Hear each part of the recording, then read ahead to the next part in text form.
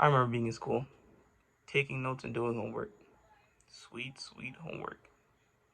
I always hated it. Nobody likes homework. It's extra work you have to do at home. That's why it's called homework, and it's a pain to do.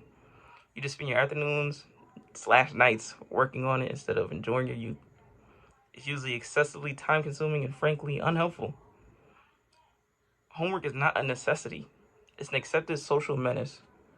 But what if I told you you could and should make homework illegal? Okay, probably not that far, but after I tell you why homework is so pointless, it'll probably help you root for less of it. Because homework is too much. It's been too much since the dawn of school, and it needs to slow down, if not stop altogether. In an online article, I found that in the United States, the accepted guideline, which is supported by both the National Education Association and the National Parent Association, is the 10-minute rule. Children should have no more than 10 minutes of homework for each day.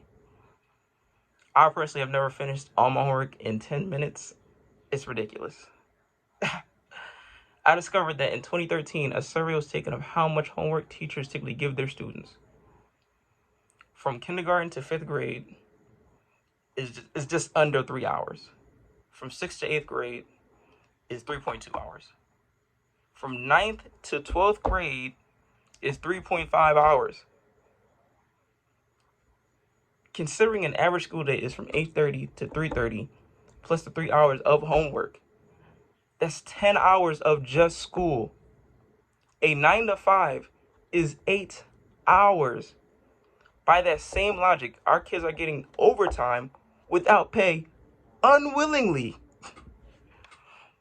While getting them a proper sleep of 8 hours, our kids only spend 4 hours unwinding every day. If we treated adults like this in society, it wouldn't last. Society would definitely break down. And that's if your child's comprehension of the range of topics is good enough. Sometimes they spend all that time doing the work and still get a 0. Which is why homework isn't helpful. It isn't taught at anyone's child's pace. It's at the pace of the predetermined curriculum. How fast they need you to learn it. Every year, over 1.2 million students drop out of high school in the United States alone. That's a student every 26 seconds, or 70,000 a day. About 25% of high school freshmen fail to graduate from high school on time. Students are cracking under pressure, and homework is another straw on the camel's back. An option is not even to teach your student yourself, but many people just don't have the time or just don't care enough. Instead, the No Child Left Behind Act was established to give an edge on the at-school learning.